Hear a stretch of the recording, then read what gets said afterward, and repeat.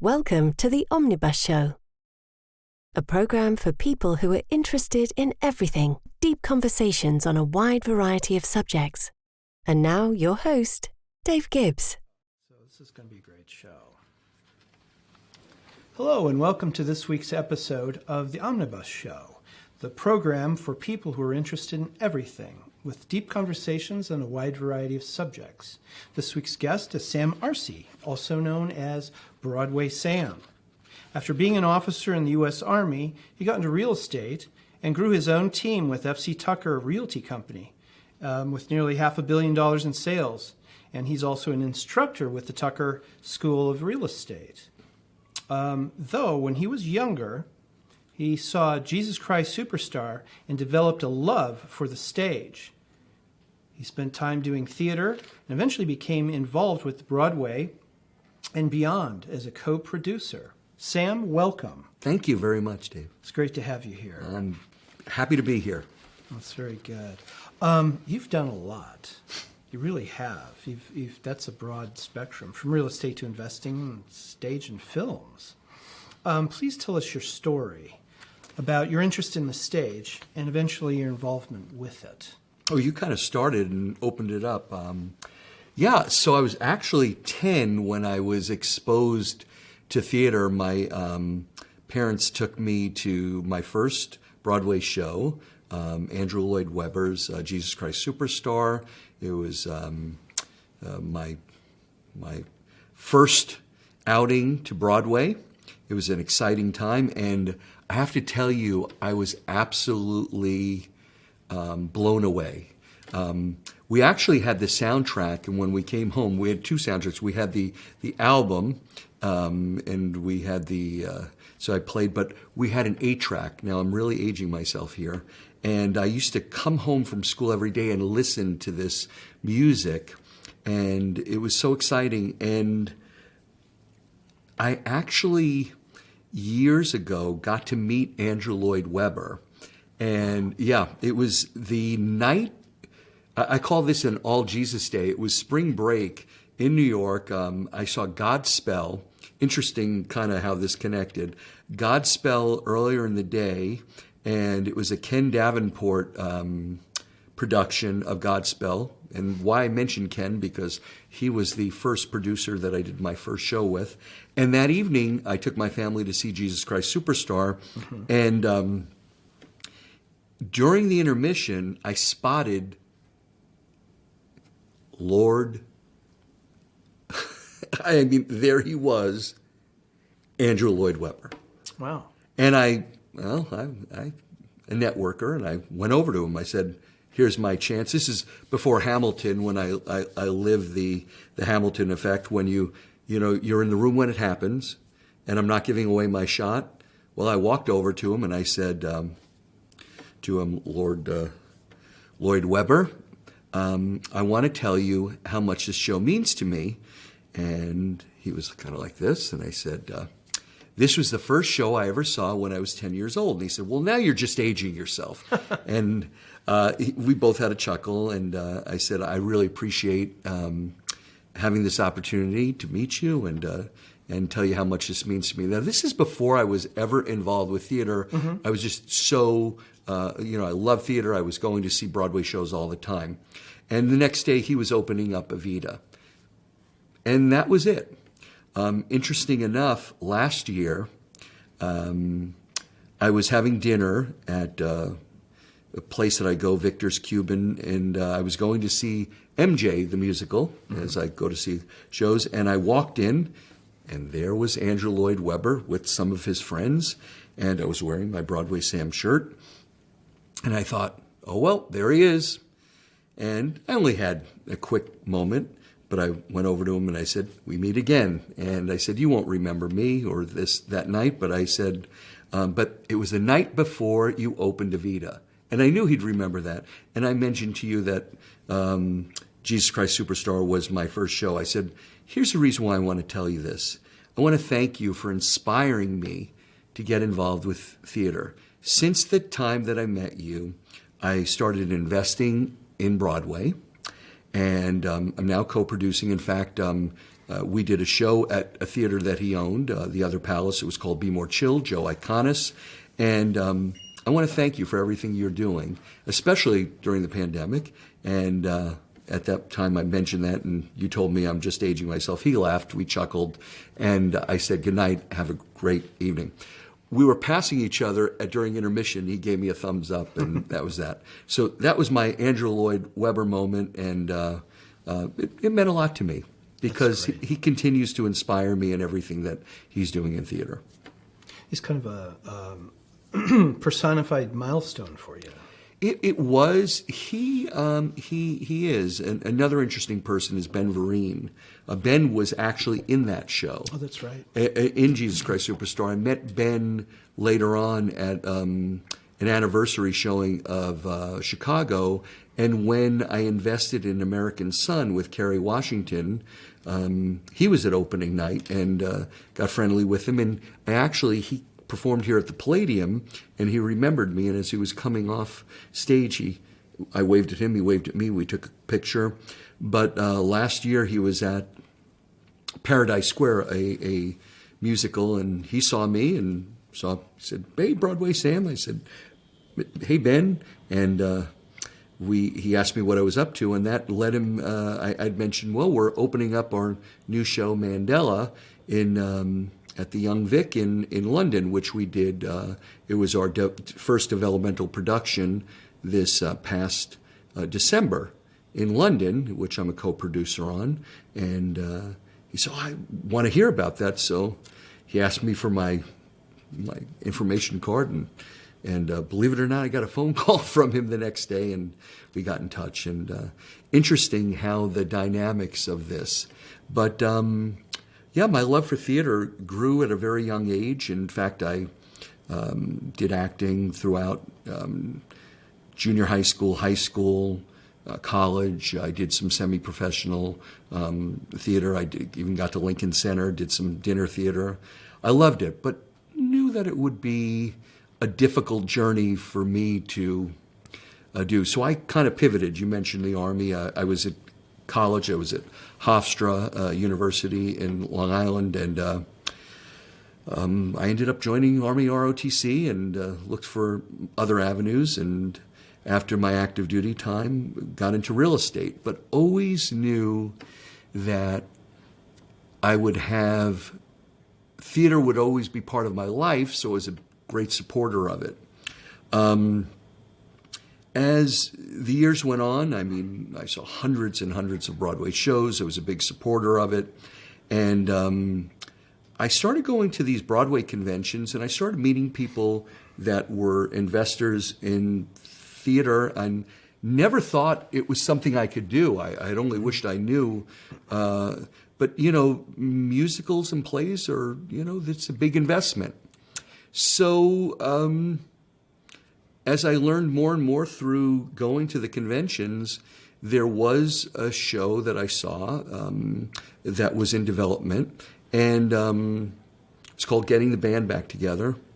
And I was coming to New York to see it, and one of my friends had posted that she was going to see her friend's husband's show. And it happened to be that show, and I contacted her, and I said, do you know him? She said, well, I know his wife, who happens to be from Indiana. She's from Batesville. And so, Indiana connection. And I said, and his name is Ken Davenport. She said, but I don't know Ken. So I thought, well, I'm a networker. I'm at the show, and I loved it. It was a fun show, and I got to meet Ken, and we exchanged numbers, and I got involved with that show.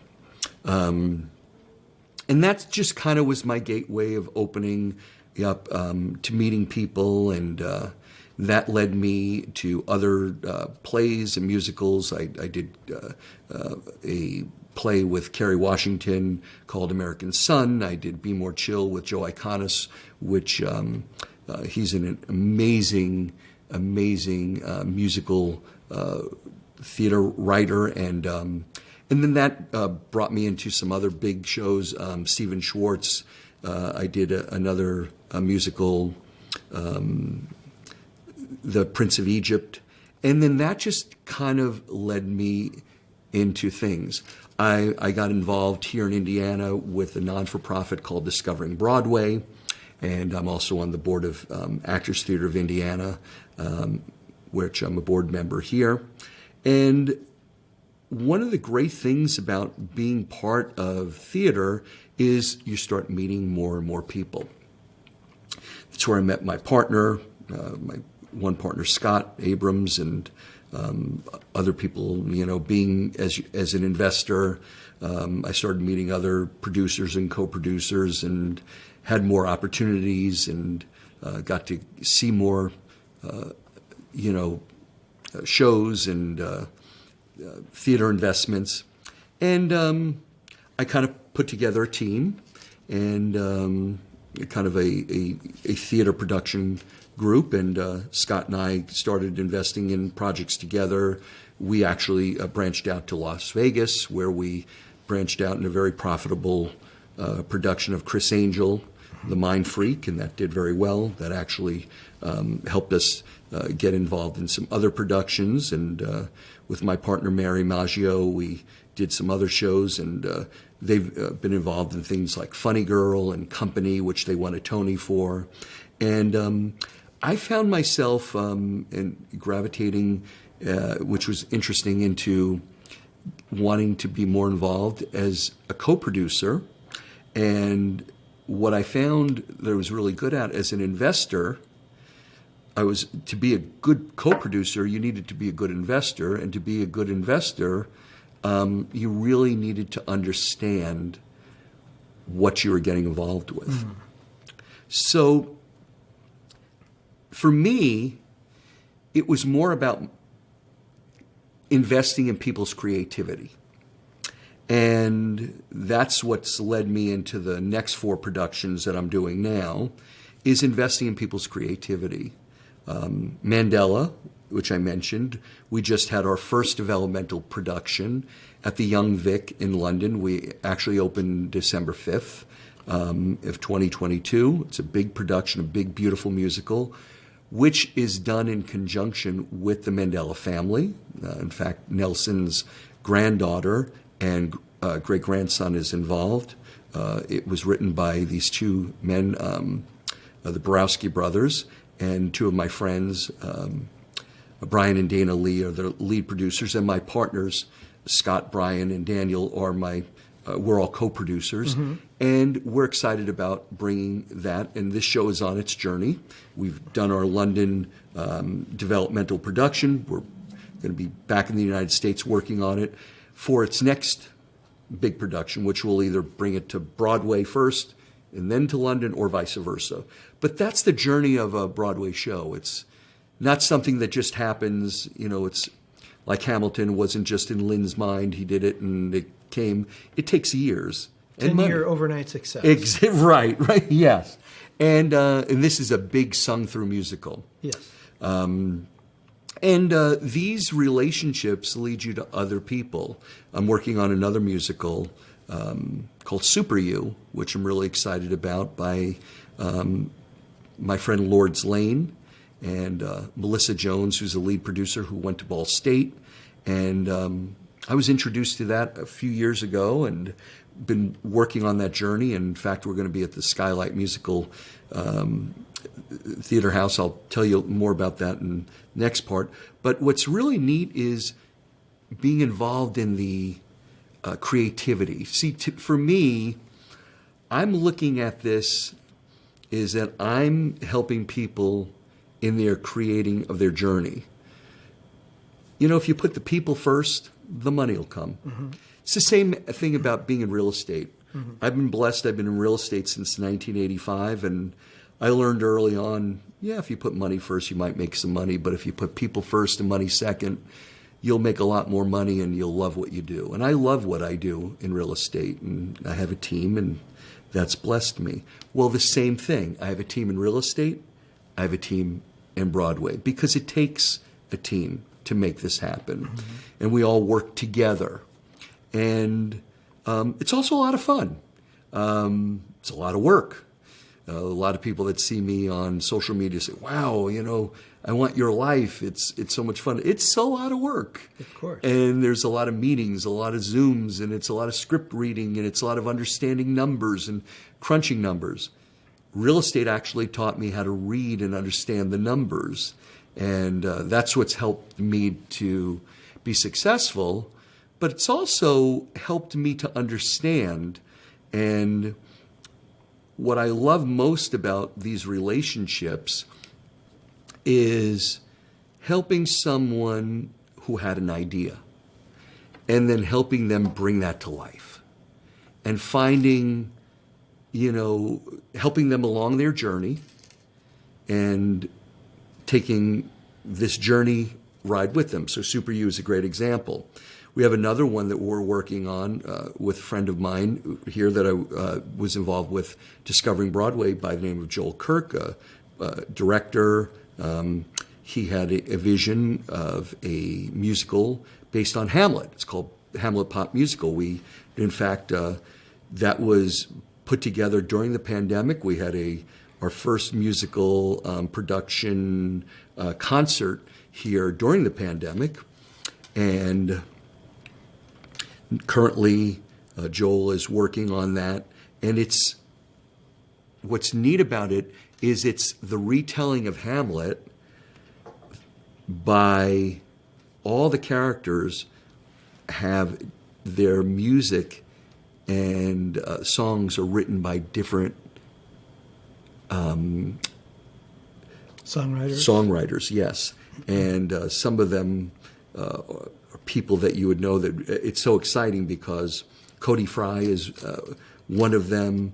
Lauren, you might know her as Lolo. Panic at the Disco was a group, but Lauren Pritchard, she was in a musical, the original Spring Awakening. So this musical is so different because it's a retelling of Hamlet. Mm-hmm. And I think what Joel has brought about in this is a musical that is going to bring to young people just something different where Hamlet they've never seen before. So when our first initial showing of it had just such a great, response. In fact, the actors that we brought in, we had Jordan Danica, who's currently right now in Camelot, local actor. Not that these will be the actors in the show. We had Samantha Pauly, who was just finished up her run in Six, and we had Adam Pascal, who was originally in Rent, and we had some our local actors, just as an example. And working on another musical, all in pre-production, called Fly More Than You Fall, with my friend, lead producer, Mark Levine. Mark is a great co-producer who's taken the leap to be a lead producer. And what's great about this is it's about a young girl from Indiana. And I love all these things that have this Indiana background. Mm-hmm. And Fly More Than You Fall, it's a beautiful musical. In fact, when I first saw it, they had done this production out of Utah.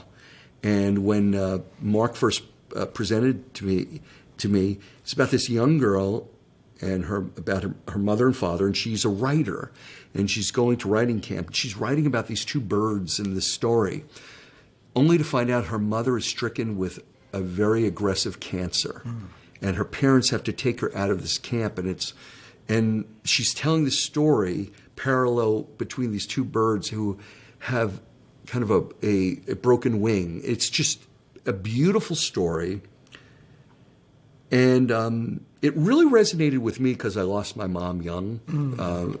We were talking about this off camera about, my mom died when I was 25. I can't even imagine losing a mom when you're a teenager. And it's a beautiful story. It's kind of, we'll have the heart of what Dear Evan Hansen did without the lies. But we're working on that. And to kind of give you an idea of how things work, it's like in SuperYou, we're going to a regional theater. And you're taking these productions and you're working them through. We did a workshop in London. So while I was doing Mandela, we had a workshop in London. Joel's workshopping the Hamlet musical. We're working on, we've done some workshops with Fly More Than You Fall. So these are examples. There's other things that I'm working on, some plays and other musicals that are kind of out there. And then there's some new things that I'm not quite at liberty to share yet, but some big musicals that... Oh, do tell. Do tell. Go ahead. I will at maybe the next time, as soon as the contracts are signed. Of course. Of things that are coming to Broadway. Currently on the West End, I have Bonnie and Clyde. And in Vegas and in New York, there's two musicals that I'm doing called Musical, which is a satire musical, kind of like Saturday Night Live, which is a lot of fun. My friend Tom Angoria does. It's kind of a changing musical. I was just in New York to see it. We have a production in Vegas and New York and called Musical. And there's another one. It's a musical, a satirical musical about Star Wars. So it's kind of fun that we do. That will be interesting. It is. Just with all those characters. It is. It's a lot of... How's Chewbacca going to sing? Interesting enough, I can't explain it. You just have to see it to hear it, to believe it. But what's neat is I look at, I've done other musicals and things, and what I find is I get to meet so many interesting people, and I've had so many interesting opening night experiences and meeting families. For me, I'm a people person, so it's so nice. I remember opening night of American Son as an example, because it was a small cast. So, Stephen Pascal, it was one of the actors. His wife is Philippa Sue, who was the original in Hamilton. And, his family's from Long Island, like me. Or Eugene Lee, who was one of the actors, and meeting his family. Or Jeremy Jordan's family. And Jeremy Jordan's family was so sweet. I'm talking to his nieces and just meeting people, or different, being at opening night of The Prince of Egypt, and actually sipping champagne at the Rosetta Stone and taking pictures with Stephen Schwartz. And Stephen Schwartz said, "Let Sam take the pictures. He's better at it." Or just people. You know what the neat thing is? They're just people. Of course. And they're nice people, and they're fun people. And it's been a great experience. But the best part for me is getting to know the actors and the relationships and supporting them. I go to see shows, whether I'm involved with them or not. I'm a big supporter of theater, whether I have my financial resources. And one of the things as like I said, as an investor, is I always have my money involved. And also as a co-producer, my money always goes in first. I would never ask someone to invest in a show that I'm not financially involved in. But there are shows that are on Broadway that I go to support because my friends are in it, or people that I know that I've worked with in the past. I was just in New York a couple of weeks ago, and two young actors that I know from the prom were in two different shows. One, my young friend Fernell, was in Kimberly Akimbo, who I believe that show will go up for a Tony, and another one of my friends, Jumin, who's from Korea. He's in And Juliet, great show. And it's great to be able to go see them and to be supportive. It would make a good musical. Like two musicals going on at the same time, and you've got two actors. Yes. And they swap, and one does his part, and one does his part, and they go back and... They actually do a thing called miscast, where they actually swap male and female roles and things during this time. But, what's nice about what I do is the relationships. And the friendships that I have built. When I first got involved in it, as I said, I never thought I could do it because it's millions of dollars. And what I found is that it was attainable, that as long as you were qualified, the average qualified person could be involved in theater and support it. And I did it mainly because I wanted to be part of something and have a legacy that lived on more than just what I do. I've been blessed in that I've been in my career in real estate for 38 years, still doing it, love it. It's what I do full time, but it afforded me the ability to give back. And I think that's an important thing. That's why I'm part of ATI, and that's part of my give back into the community, amongst other things. But I think it's so important that we do. And so, Yes. what are the questions? Well, thank you, Sam. Well, going back, I think we're interested in the history, the etymology of Broadway Sam. Can you tell us about your nickname? Yeah, a lot of, I do have the shirt. It's interesting because I did not name myself that. So, interesting enough, the name came from an older fraternity brother, one of my military fraternity brothers from Long Island. He was a teacher by the name of Paul Farinella. So Paul would always make positive comments on Facebook of when I would come to New York. This is before I was investing and co-producing in theater and Broadway, about how supportive I was to the theater community and coming to see shows. In fact, prior to being involved in theater the way I am now, I was kind of the ambassador. Everybody would ask me, what shows do I see? Where do I stay? I kind of was that person that would post, I didn't post reviews because I didn't feel that was my place. I'm not a theater critic, more of an ambassador to theater in New York. So at one point he used to say, well, there's Broadway Sam coming to support New York theater. And interesting enough, one of my partners, Daniel, who actually works in theater marketing. He is, this is what he does for a living, but at the time he was in finishing his last year of school. We met, we were at Carousel, and it was after the show, and we were meeting the cast, and we struck up a conversation, and this is some years back. I mean, he's adult now, working. And when I got involved in investing and then started co-producing, he said to me, you should really go with that. And I said, how could I do that? He said, no, really. He said, Sam, he said, just go with Broadway Sam. So he actually set up my Facebook Broadway page, and it kind of took off, and then he said, hashtag it. So I did. Well, when I first hashtagged it, there was a football player, I think in the Jets, that used it.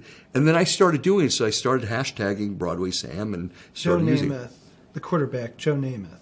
He was Wasn't Broadway Joe. Joe, right. But there was somebody that used it. Was Broadway Sam. Yeah. Okay. And so I started using it till I got it. And there's thousands of posts with me. You have the trademark. I don't know about the trademark, but, and so I have that as Broadway Sam, hashtag Broadway Sam. My daughter actually and son-in-law bought me had a jacket made, and then I had for the company. Tucker had this logo made for me, and so I branded it, and then so in actuality, how it worked is it was easier because no one had to remember my name. So when I'd go to theater, I wore either my jackets or everything to Broadway Sam. So they just look, you're Broadway Sam. Well, now so many people know me as Broadway Sam, and it just made it easier. So for the last 5 years, now people know me. So I have a lot of people that just come up to me and say, "Oh, Broadway Sam," or they know me. And my Instagram page is Broadway Sam Arce, or my Twitter is Broadway Sam Arce. I have my Facebook is me as Sam Arce, but I have a Broadway Sam page. And it just kind of took off. So, Paul, thank you. You did it. It wasn't me. And it kind of worked. And so that's what I go by for theater. And it's kind of fun. But it's easier when someone on the theater celebrity side, they just remember it. And they don't have to remember, because my last name they butcher. Arce, which is Arce, a lot of time they'll look at it quickly and they'll say acre, or they'll say it in English, or they'll say arse, which we don't like, you know. So right. So just Broadway Sam is easy. Yeah. Well, fabulous. Well, to conclude this chapter, I always like to find or hear your favorites. I always ask people their favorites. Now, I understand that Jesus Christ Superstar is your milestone. It was a milestone. Just a couple. What would be, I won't say second and third, but up there, would, in terms of your favorite Broadway musicals? Wow. You know, there's so many of them. I'll make it safe. In the past. In the past. No. Yeah, there's been so many that have been life-changing over at different times. You know, there was Phantom at the time in Les Mis. There was a time that, you know, Miss Saigon, you know, had an effect on my life. Of course, Hamilton, going through the years. You know, for me, I get asked this all the time. Musicals have different impacts on my life.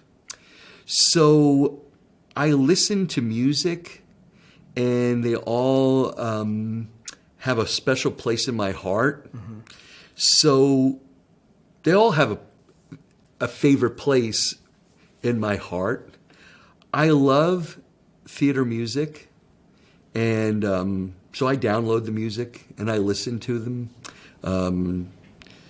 You know, depending on what show I've recently seen, you know, currently in the last 2 weeks, I just saw Sweeney Todd with Josh Groban and Annalee Ashford. Amazing.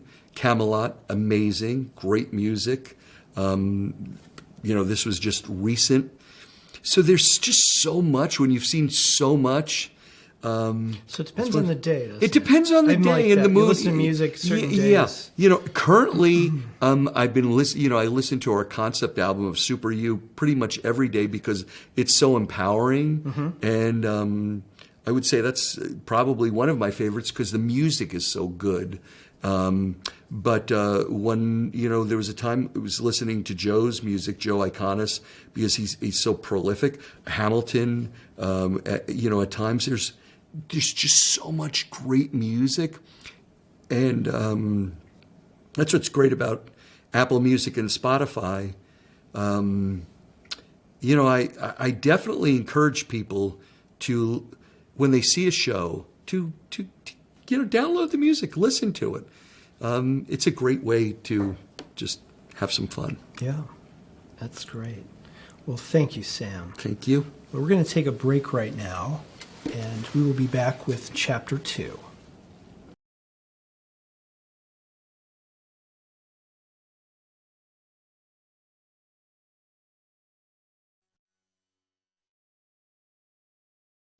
Welcome back. We're now in Chapter 2 with Sam Arce, and we're discussing, well, we're more on the educational chapter here, and you've told us a lot about your life and your great adventures that you've had in what you've done and also in theater. But now, moving into kind of the learning part of it, when you're looking over the field of programs, of shows, how do you pick a winner? What are some important points to look for? That's a really good point. Well, first off, if you're doing theater, you have to have a love for theater. Okay? It's a very, very important thing. If it's strictly a money investment that you're looking for, it may not be the right thing for you. Mm-hmm. Because one of the things my partners and I discuss all the time is that most of the people that we find that do what we do have a passion and love for theater. So they want to be part of this.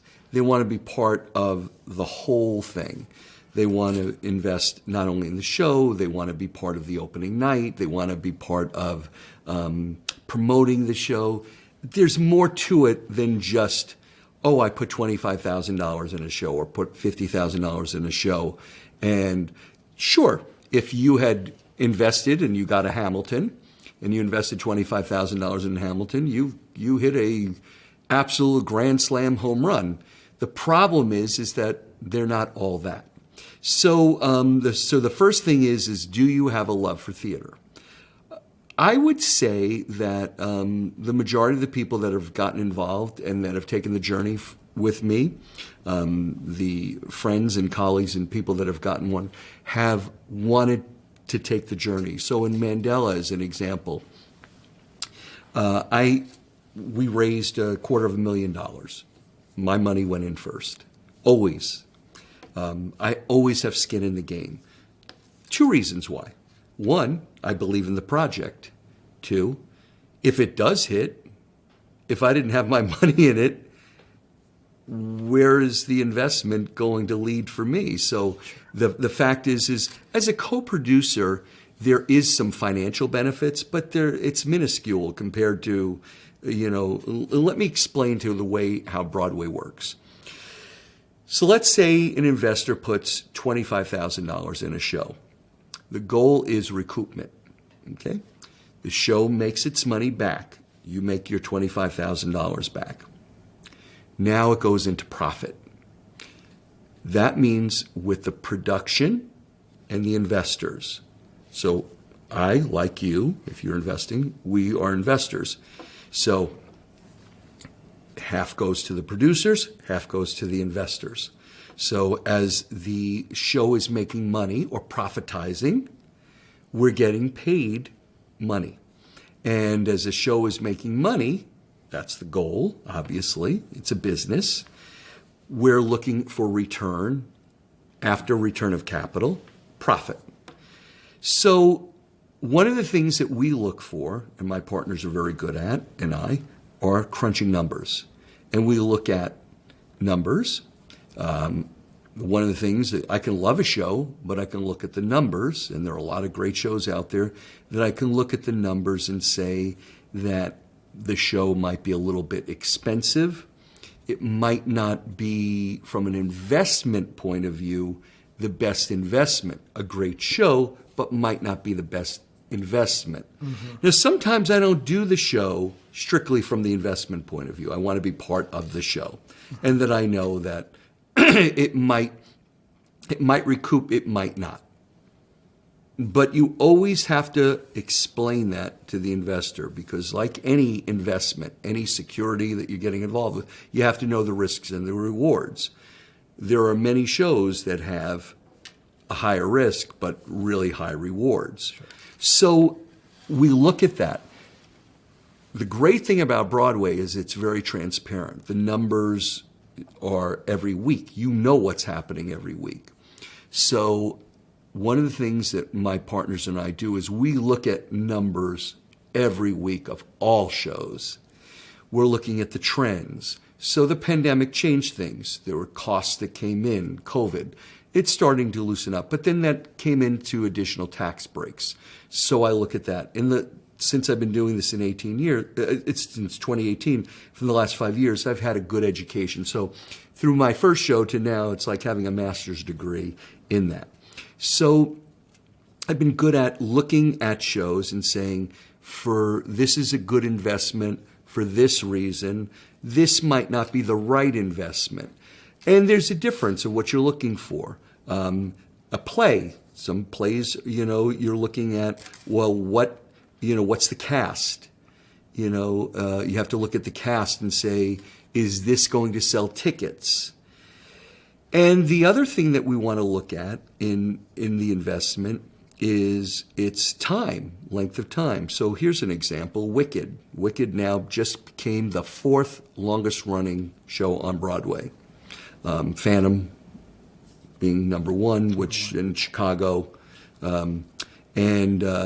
With Wicked, now Wicked did not win Tony for Best Musical. A little show called Avenue Q beat it, which ran and was very profitable. But I'll tell you right now, if you were looking from the financial, you would want it to have been in Wicked. Right. If you were on a show like Hamilton, I mean, like anyone, it's a show that keeps paying dividends. One of the things that I'm looking at is these newer creative shows is because that's how a Hamilton happened. Hamilton was based on a book that Lynn, everybody else knew him as a guy on a $20 bill, but it was something more original. And so the 4 musicals that I'm working on now, Mandela, based on Nelson's life, is a musical. I think has a lot of potential. We've kept the costs down. So a lot of the musicals that you're seeing today, or some of them are $20-25 million. It can be good, a little harder to recoup as opposed to something that's $16 million. So that you have to look at the weekly costs. That's important. How long is the run? Also, where did it begin? London is a little cheaper. It's much cheaper than it is on Broadway. So sometimes if it starts in London, gets its following, if it gets a Olivier love, whether it wins the Olivier or gets a nomination, that can help it. So we look at all these different factors. One of the things that I would recommend is if a person, especially if you're local and you're interested in investing in theater, I'm happy to talk to anyone that's interested about the qualifications. And at the end, I know they'll be able to, you'll have links on getting to contact. If you're interested in theater, I'd love to sit down. We can meet up or talk, have a Zoom, and I can share with you on that. But the key thing is understanding numbers, but also looking at it as an investment. And you got to have a love for theater. Yeah. Without that, if you're doing it, like I said, strictly as an investment, there are other things to invest in. But for me, it's more of a love for theater, investing and having a legacy, and knowing that you're leaving a mark. When I'm long and gone, I know that for my kids, I have a goal. It's not an egotistical goal. I do want to win 2 Tonys in my lifetime, and I think it's very doable. Not because I want 2 statues, it's because I have 2 kids. I want for my daughter Michelle and for my son Sammy, so they each have one. That's a great goal. Yeah, it's just something I would love to have, and it's very doable.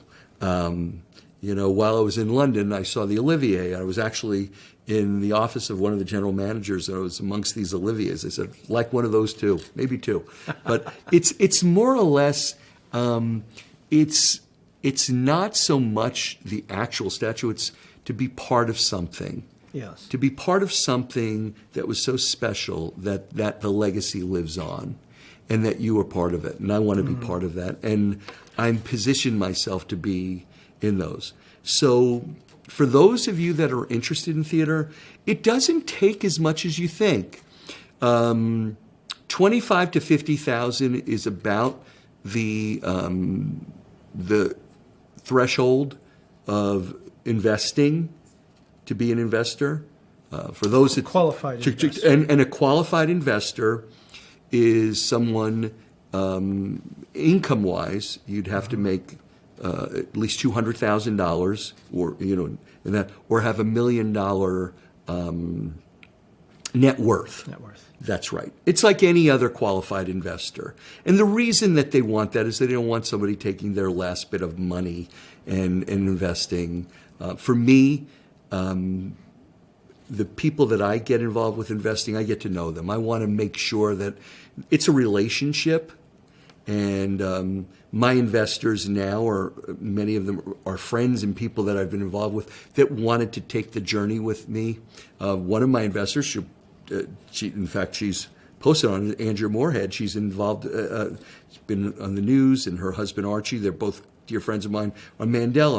Another one is my friend Missy Shropshire. She's writing a book right now, and she's in Mandela and SuperYou. I have other friends that have been involved.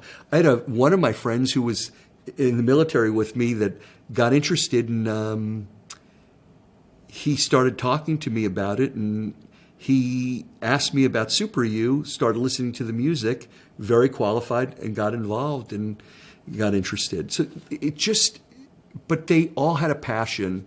In fact, that was my friend Nick, would always ask me about theater and about shows, and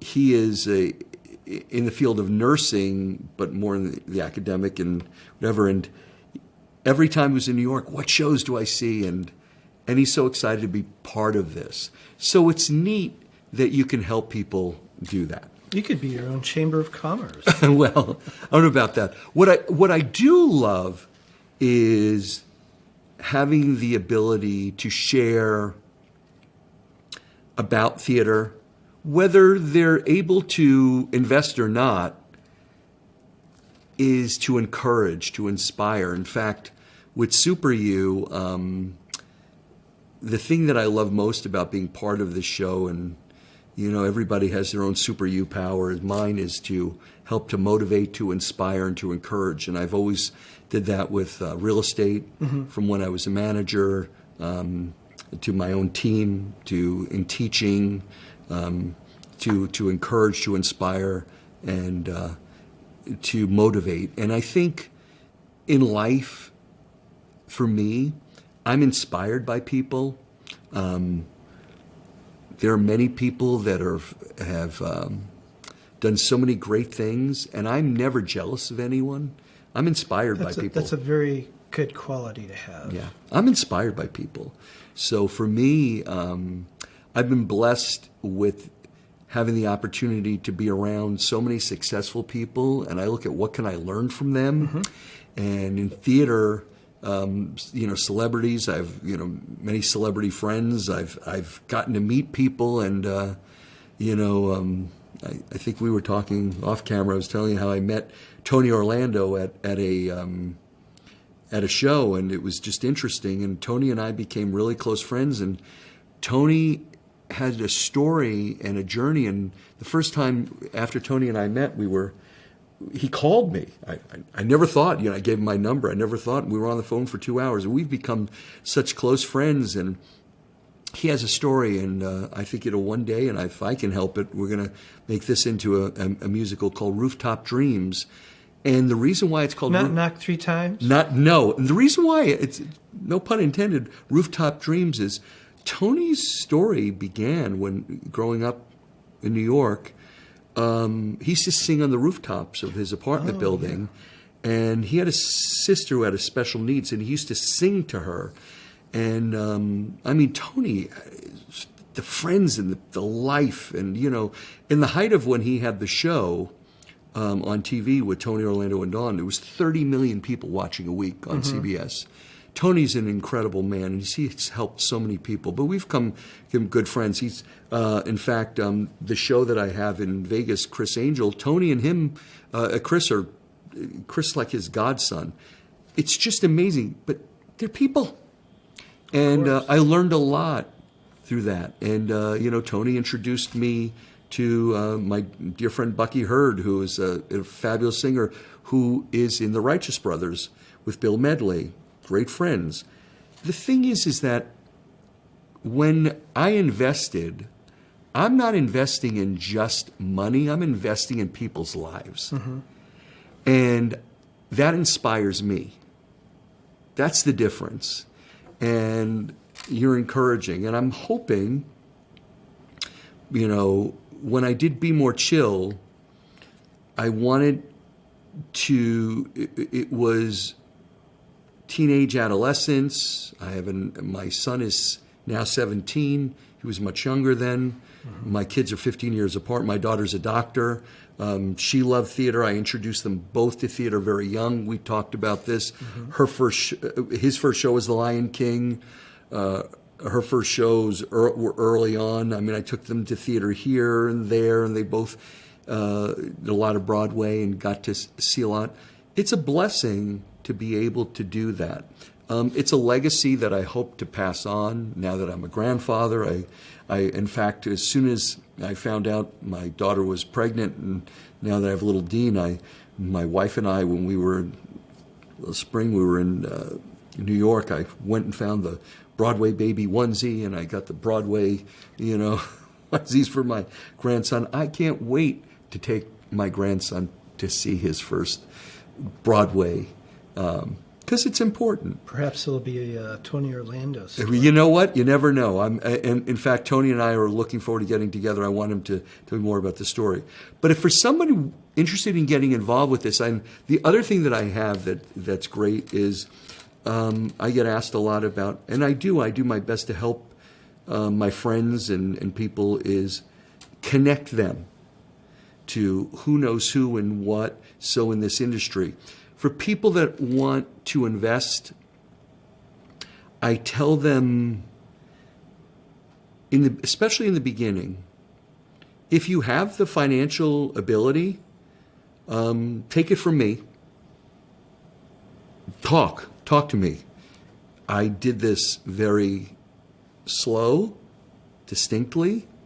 I didn't, there's a lot of people out there, good people.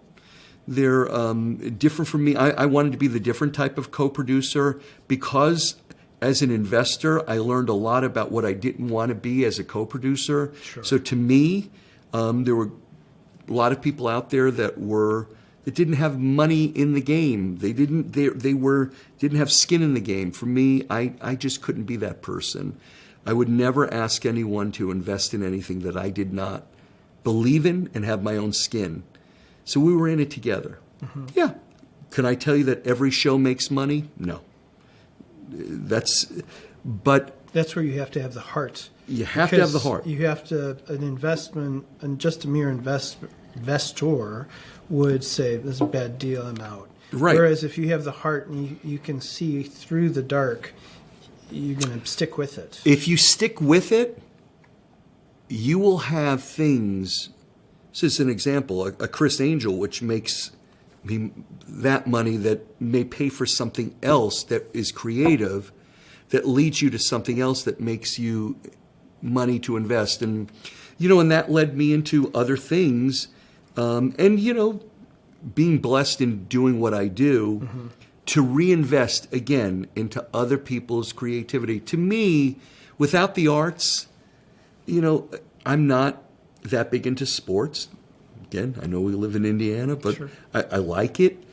But I love, for me, the theater is a 2 to 3 hour vacation.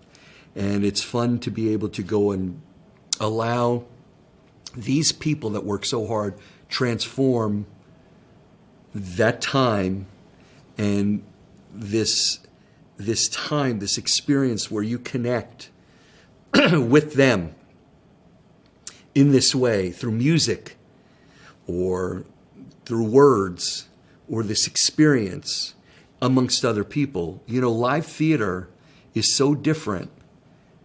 It really is. It really is. It's a different ball of wax from film. Absolutely. And I love film. We'll get into that. But I will say that the pandemic changed things. And we learned, great thing about the pandemic is I learned to pivot. And I learned a lot about the business and having great partners, successful partners in business. My partner Scott, my partner Mary, both successful in business. That's the great thing about the relationships and building relationships. My dear friend and producer Mark and Melissa, you learn from people and they inspire you and you grow. And you know what? I learned from people that maybe who I don't want to be like, but that's okay. They're good people. And in the meantime, you have fun.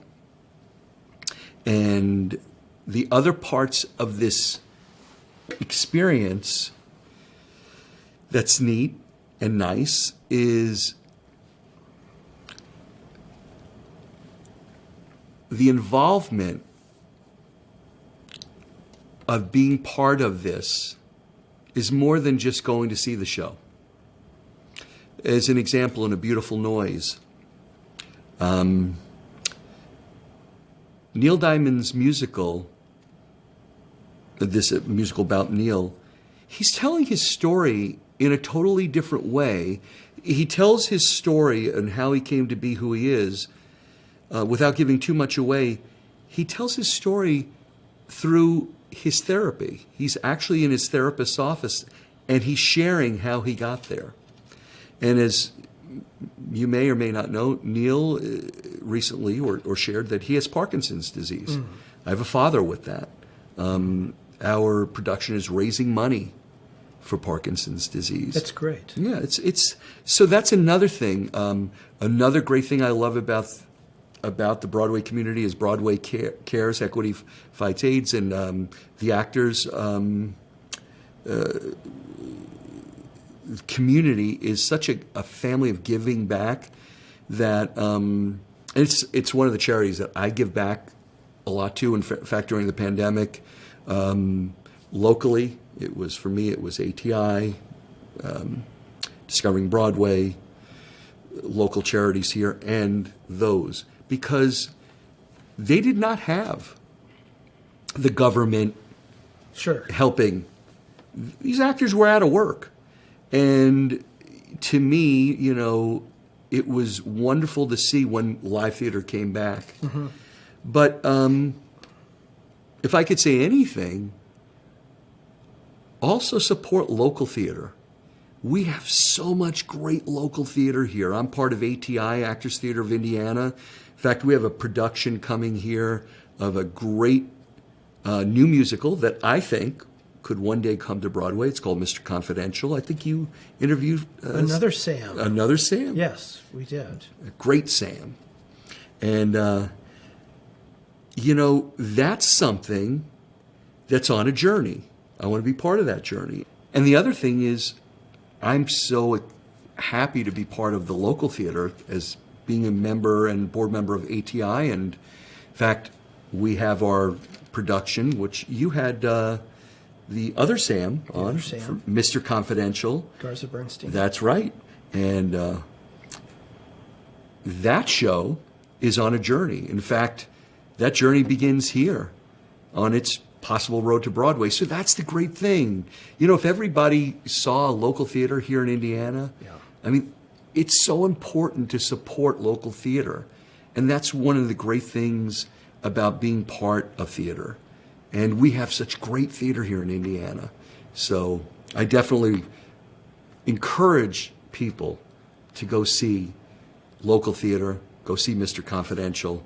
It's a great show. When we were workshopping it last year, I was so excited about us bringing it here, and I'm so excited about seeing that show. But you had asked me before about what I've got coming up. Yes, what have you coming up? Well, the show I mentioned is SuperYou, and this is actually in driving distance to those of you here in Indiana. We're going to be at the Skylight Music Theatre in Milwaukee, Wisconsin, May 26th through June 18th. Skylight Music Theatre is at 158 North Broadway in Milwaukee, Wisconsin. And this musical is by Lord's Lane, and the director-choreographer is Joanne M. Hunter, a good friend of mine, and she is currently on Bad Cinderella. And Wendy Bobbitt Cavett is our music supervisor. She actually just finished a run on Broadway, and this is an incredible musical. If you're on Spotify, you want to hear the concept album, you can download SuperYou, but it's an inspiring story about resilience, overcoming grief, and remembering one's worth. SuperYou follows a journey of a comic book artist whose superheroine creations come to life, reminding her of an incredible power of her own voice. It's actually about a young girl named Katie and her relationship with her brother, her alcoholic mother, and this young girl, and through her life, and she illustrates these characters, and the characters come to life. I'm so inspired by this. I came on as a co-producer working with Melissa. Melissa actually went to Ball State, and so another Indiana connection. And Lords, who wrote it, is just so inspiring. And this is a show that you can take your family to, young ladies, young men. We also have a non-for-profit with this. It's going to be huge. We workshopped it in London. We did a concert at Carnegie Hall. We are on the road to Broadway and the West End. I'm super excited to be part of this. Wow. And as I said, Mandela's coming back here. We're going to finish working on it so we can get it ready for Broadway and the West End. And then, as I said, you're going to do both Broadway and our goal is to do both. Yeah. Okay. Don't know which way we'll go first. Same with SuperYou. This developmental production that we're doing at the Skylight will determine which direction we're going to go. But would love to see you there. And if you want to see a show that's in development, and to say you saw it first, be like saying you saw Hamilton before it was on Broadway. Before it was Hamilton. Before it was, right. It's a pretty amazing thing to be able to do that. It's to see something being created. Well, fabulous. Well, Sam, thank you for being with us today. Thank you. And your contagious enthusiasm is, I think it really will touch the audience. And thank you for your generosity. We will post the links that Sam has generously said for those who would like to network with him. They can further discuss that. And also the programs, the shows that he has co-produced that will be coming up. We'll also have in the future another episode with Sam on his Pegasus Pictures and in his film side. And so we look forward to that as well. And we want to thank our friends at Hotel Carmichael and for hosting us with being here at Feinstein's. And love this place. It's a great place. And we look forward to our next episode with you on the Omnibus Show.